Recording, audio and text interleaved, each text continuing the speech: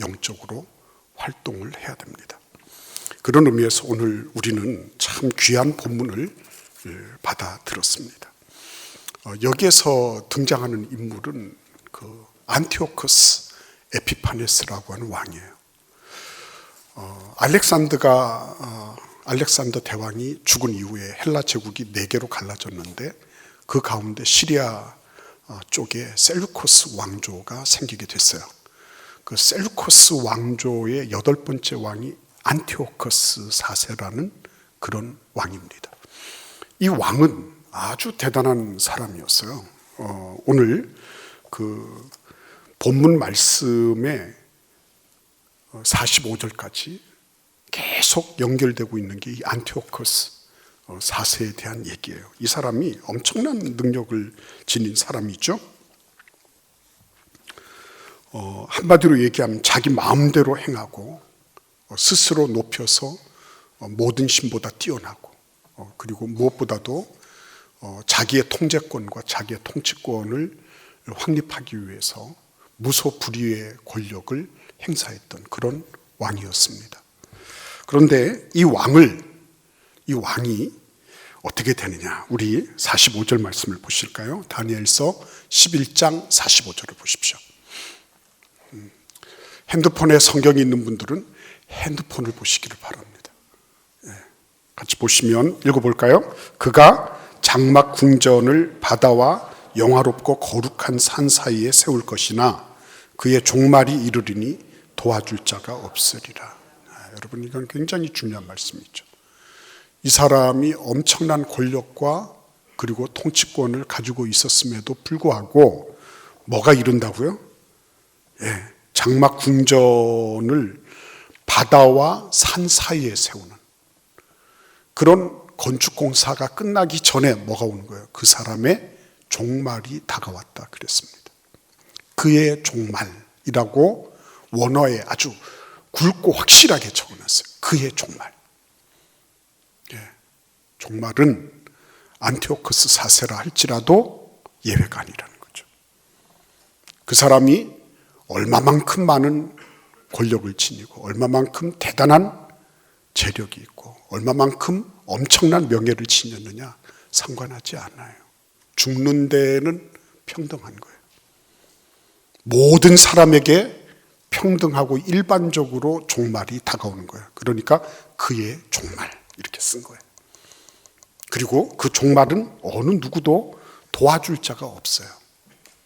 아버지가 자녀를 대신할 수가 없어요. 부모님의 아픔에 자식들이 어떻게 뭘 대신해 줄 수가 없어요. 부부간에도 마찬가지예요. 그 길은 홀로 가는 길이에요. 자기 홀로 가는 길, 자기 혼자서 감당해야 될 그 길이 바로 개인의 종말의 사건인 것입니다. 근데 여러분 한번 생각해 보십시오. 나는 종말을 어떻게 맞을까? 이런 거 생각해 보셨나요, 혹시? 나는 내가 마지막에는 어떻게 해서 하나님 앞에 서겠다. 이런 거를 혹시나 생각을 해 보셨나요? 여러분 다 생각하고 있어도 아닌 것처럼 가만히 시침이 떼고 계시죠. 생각 안 해보셨어요? 해보셨죠? 다들 한 번쯤은 생각해 봤을 거예요. 나는 어떻게 내가 하나님 앞에 서게 될 것이다. 그렇죠? 그런 생각을 누구나 다 해봤을 거예요. 난 이렇게 하나님 앞에 갔으면 좋겠다. 난 이 세상을 마지막 내 호흡을 마지막으로 할 때 나는 이렇게 했으면 좋겠다. 이런 생각들을 다들 가지고 계실 겁니다. 근데 여러분, 그때 꼭 우리가 반추하고 그때가 오기 전에 미리 준비해야 될 일이 있다는 것. 이게 오늘 본문 말씀에 대한 주제예요. 설교 주제입니다. 뭘 준비해야 될까요? 우리 같이 한번 12장 1절 말씀을 읽어보도록 하겠습니다. 그때에 내 민족을 호위하는 큰 군주 미가엘이 일어날 것이요 또 환란이 있으리니 이는 개국 이래로 그때까지 없던 환란일 것이며 그때 내 백성 중 책에 기록된 모든 자가 구원을 받을 것이라. 아멘. 책에 기록된 모든 자가 구원을 받을 것이다. 그랬죠? 예. 환란의 때가 옵니다. 지금까지 미중류의 그런 사건이에요. 예. 그리고 그때 또 거룩한 일도 있어요. 그러니까 계속 혼란과 혼돈이 마치 그 하나님께서 이 세상을 짓기 전처럼 혼돈과 공허가 막 그 뒤섞이고 있는 그런 즈음이에요. 근데 그때에 한 가지 아주 분명하고 확실한 거 한 가지가 있다. 그게 뭐라고요? 생명책이 갑자기 부각된다는 거예요. 지금까지는 안티오쿠스 4세가 뭐든지 다 했죠. 하나님을 두려워하지 않았습니다. 그는 강한 왕은 흠모했지만 하나님은 흠모하지 않았어요. 크고 강하게 되는 것은 그가 원했지만은 하나님을 의지하는 법은 몰랐습니다. 그래서 예루살렘 성전에 난입해서 그곳에서 돼지로다가 제사를 지내고 돼지 피를 뿌리고 사람의 인분을 막 끼얹고 하는 이런 말도 안 되는 일들을 저질렀어요. 한 달에 한 번씩 25일이 되면 자기 생일날 돼지 떼가리 놓고 고사 지내는 것처럼 예루살렘 성전 그 거룩한 곳에서 그런 일들을 일삼았던 사람이 안티오쿠스 4세예요. 근데 이 사람이 생명책에 기록됐을까요? 안 됐을 거예요. 왜 안 됐을까요? 왜? 그런 무도한 짓을 막 했기 때문에. 맞아요. 무도한 짓을 하게 된 이유가 어디 있죠? 예수님이 안 계시니까. 물론 그때는 예수님이 아직 오시지 않았어요. BC 160년 경천리에. 그러나 그의 마음속에 하나님 안 계신 거죠. 예, 하나님 안 계신 겁니다. 하나님이 계시지 않으니까 무례하게 함부로 그런 있을 수 없는 그런 신성 모독을 그는 마음대로 했어요. 예. 근데 여러분, 생명책에 기록된다는 건 뭘 의미하는 거예요? 요한복음 1장 12절이 생각나지 않습니까? 영접하는 자, 곧 그 이름을 믿는 자들에게는 하나님의 자녀가 되는 권세를 주셨으니. 영접하는 거죠. 누구를? 예수 그리스도를 영접하는 겁니다. 무엇으로 영접하는 거예요? 우리 집 문지기로 영접을 하는 겁니까? 내가 원하는 무엇을 하도록 지니처럼 비벼가지고 뭐 해라 그러면 딱 하는 존재로 모시는 겁니까? 뭘로 모시는 거죠? 주님으로 모시는 거죠. 주님으로. 예수님이 주님으로 모셔져 있는 사람, 생명책에 기록된 사람. 교회 안에서 교회 나오면은 다 생명책에 기록됐을까요? 교회 나오면 무조건 다 생명책에 기록될까요? 그럴 수 있지만 안 그럴 수도 있죠. 왜? 그가 교회는 다니지만 예수 그리스도를 주로 인정하지 않을 수 있어요. 그런 사람을 교회 안에 불신자라 그럽니다.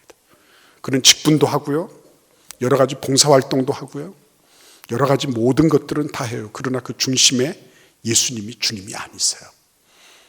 예수님이 주님이 되 계시면 무슨 일이 생기죠? 생명책에 기록된 사람들의 특징이 뭡니까? 모든 결정권이 예수님께 우선적으로 가 있는 거죠. 그분이 결정하시죠. 내가 결정하는 게 아니죠.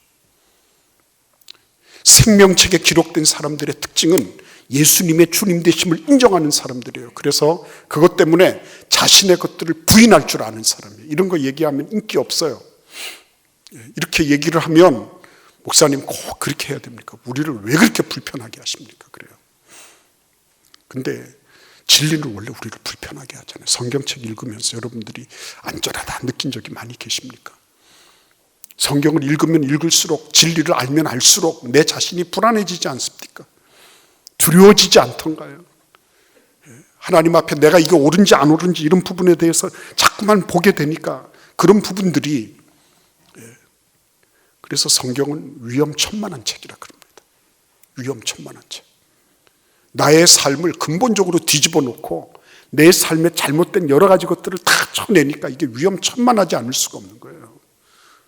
인생의 모든 것들이 다 잘한다 그냥 다 귀전에 대고 속살거리는 그런 소리로 가득 차 있고, 네가 하나님이라는 거 아니에요. 안티오코스 4세의 별명이 에피파네스예요. 에피파네스라는 말은 현현자, 현현. 예? 우리가 지금 에피파니라 그래요. 에피파니. 신의 현현. 하나님이 내려오신 거. 하나님이 우리 가운데 강림하신 거. 그 에피파니. 주현절이라 그러잖아요. 예. 근데 이 사람의 별명이 에피파네스예요. 안티오코스 에피파네스. 예. 자기가 하나님 된 거죠. 요즘 그렇잖아요, 여러분. 네가 제일이다. 네가 하나님이다. 네가 결정하는 거야, 네가 다 그거 네가 알아서 하면 돼. 그래서 셀프 하나님, 1인 하나님의 시대, 1인 종교의 시대, 자기 숭배의 시대가 돼버렸잖아요. 네가 제일이야. 아무도 너를 거스르면 안 돼.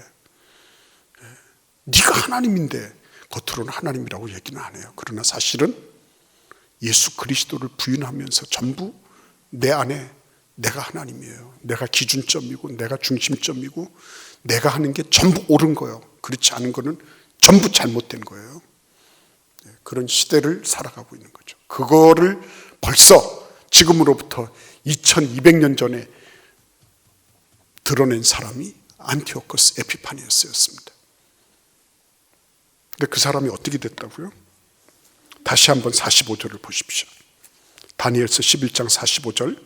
그가 장막 궁전을 바다와 영화롭고 거룩한 산 사이에 세울 것이나 그의 종말이 이르리니 도와줄 자가 없으리라.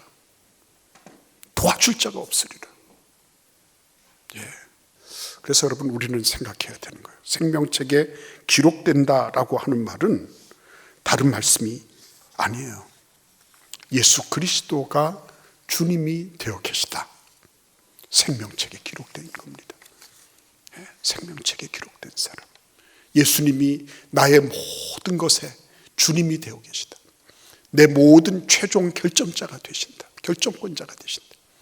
그분이 나의 모든 삶의 인도자가 되신다. 나는 겸손히 그분의 뒤를 따르면 된다. 이거를 인정하고 그것을 행하는 사람, 그 사람 생명책에 기록된 사람이에요. 그러면 또 이렇게 말씀하시는 분이 있어요. 주여 주여 하는 자마다 다 주의 이름을 부르면 구원받는다면요. 맞아요. 맞습니다. 그런데 예수님께서는 그렇게 말씀하셨어요. 주여 주여 하는 자마다 다 천국 들어가는 게 아니다. 앞에서 주여 주여 하고 뒤에서 주여 주여가 뭐가 달라요? 앞에서 주여 주여는 예수님이 주님 되신 것을 인정하는 주님이에요. 뒤에 주여 주여는 뭐예요? 건성으로 입버릇으로 하는 주여 주여예요. 네. 그런 주여 주여로는 구원받지 못하는 거예요. 그거는 연극하면서도 주여 주여 하잖아요. 예. 옛날에 우리 학교 다닐 때 아멘 그러면 라멘 그러고 애들이 다들 기도하라 그러면 다 기도하는 것처럼 보여요. 근데 실제는 기도하는 게 아니에요. 실제는 겉으로는 주님을 섬긴다 그래요. 그러나 속에는 내가 가득 차 있어요. 내 중심에서 모든 것을 판단하고 내가 그런 것들을 분별하고 내 중심을 기준으로 해서 모든 것을 다 좌우를 가르고 그리고 중심을 쪼개고 하는 그런 일을 하는 거예요. 그래서 여러분 생명책에 기록됐다는 얘기는 단순하게 천국에 잉크를 묻혀가지고 이름을 이렇게 썼다 이런 말씀이 아니에요. 그가 이 땅에서 예수 그리스도의 뜻을 따라 그분의 인도하심 속에 온전히 들여져서 그분의 통치를 받고 그분의 인도하심을 받고 있는 거예요. 그분은 생명책에 기록된 사람입니다. 한 번은 예수님께서 70명이나 되는 제자들을 2명씩 짝지어서 35군데 고을로 보내셨어요. 이 사람들이요, 막 갔다가 돌아오면서 막 사기가 충천해져 있는 거예요. 왜 그러냐니까 막 귀신들이 하늘에서 뚝뚝뚝뚝 떨어지는 걸 봤다는 겁니다.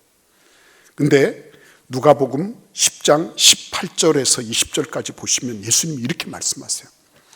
귀신들이 너에게 항복하는 것으로 기뻐하지 말고 너희 이름이 하늘에 기록된 것으로 기뻐하라.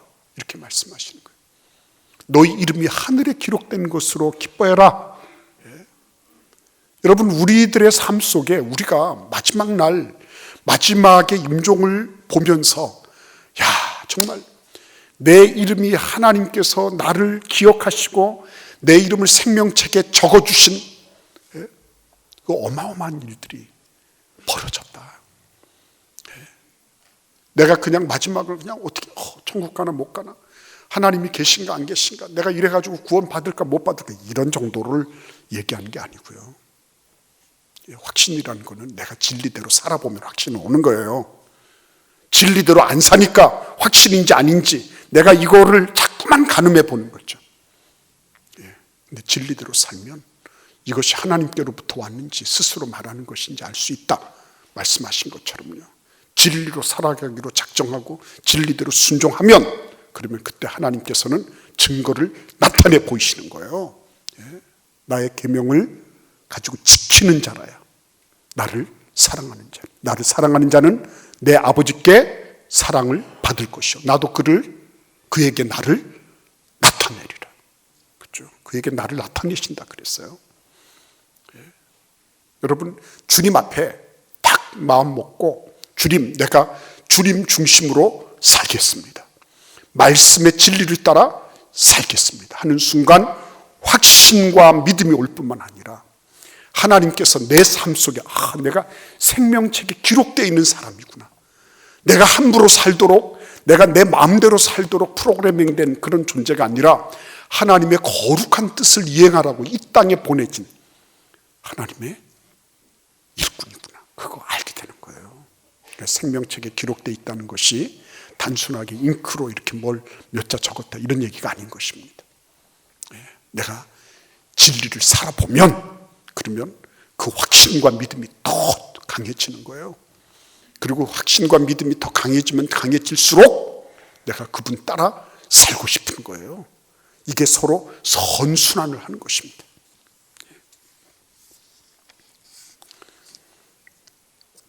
그래서 여러분, 이 생명책에 기록됐을 뿐만 아니라 그 다음에 어떤 일이 발생해요. 2절을 한번 보실까요?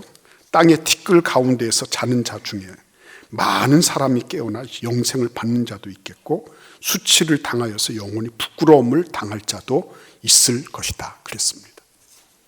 이때는 뭐가 있는 거예요? 부활이 있는 거죠. 죽은 자들의 부활. 티끌 가운데 다 자고 있으니까 일반적으로 모든 사람이 다 똑같은 것처럼 보여요. 그러나 안 그렇다는 것입니다. 뭐가 안 그런 거예요? 영생과 영벌의 아주 확연한 구별이 일어나는 시점이 어느 시점이에요? 이때라고 말씀하시는 거예요. 다 똑같은 것 같지만 같지 않아요, 여러분. 다 비슷한 것처럼 보이죠? 안 그래요? 하나님은 참 하나님이세요.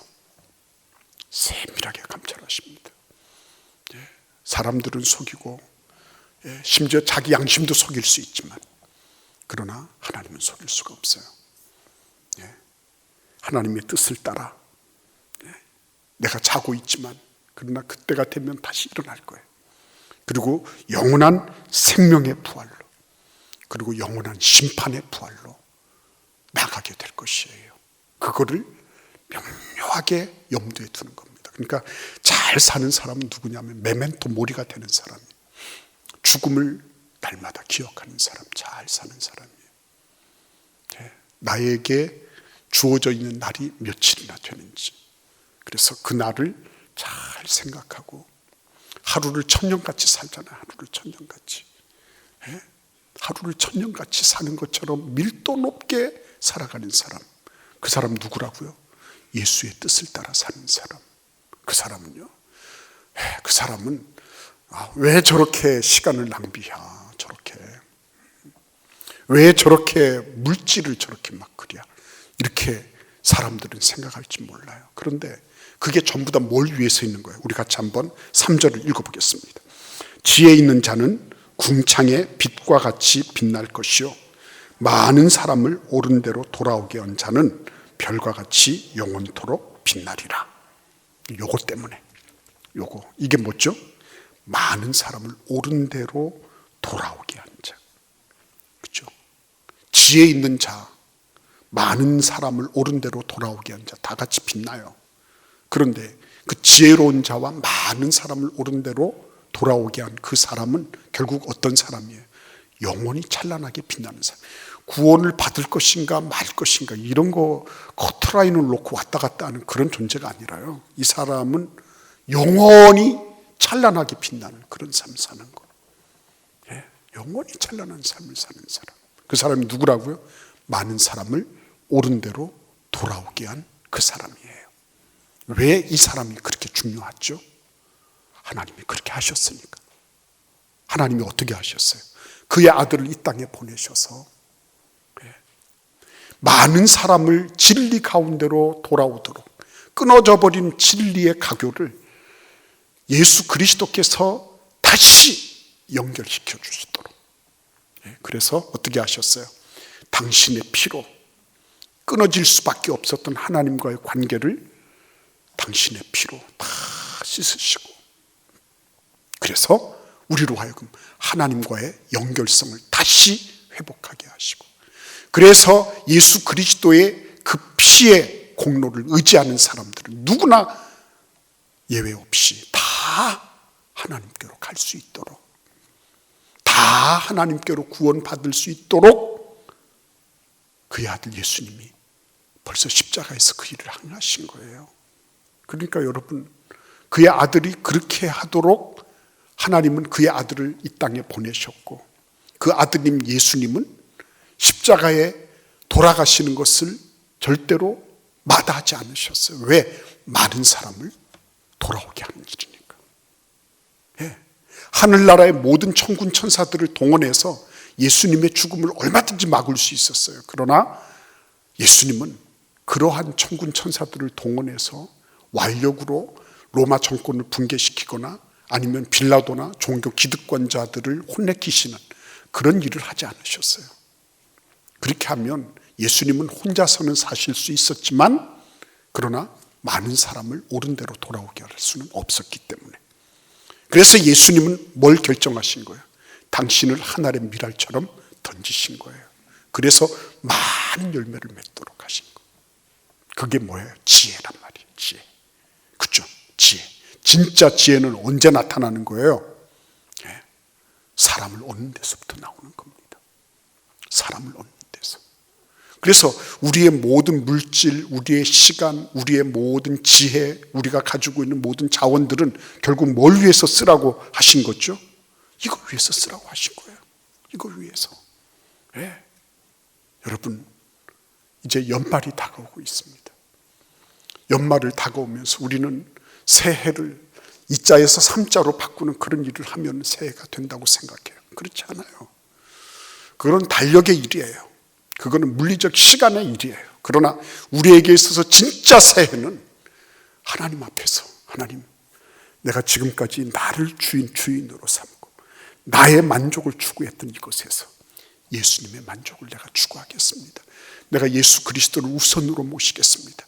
내가 예수님을 섬기고 그분의 통치와 그분의 다스리심 속에 내가 들어가겠습니다.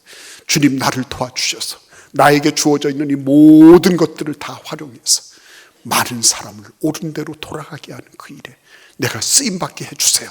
그래서 하늘의 별처럼 영원히 빛나는 특별한 상급을 나도 누리게 해주세요. 그렇죠? 기대가 됩니다. 이제 하늘에 여러분들과 같은 이런 수많은 별들이 막 떠가지고 얼마나 멋있을까 싶어요. 여러분, 우리가 그와 같은 생애, 그런 삶을 함께 누려나갈 수 있기를 바랍니다. 우리 같이 기도드리겠습니다.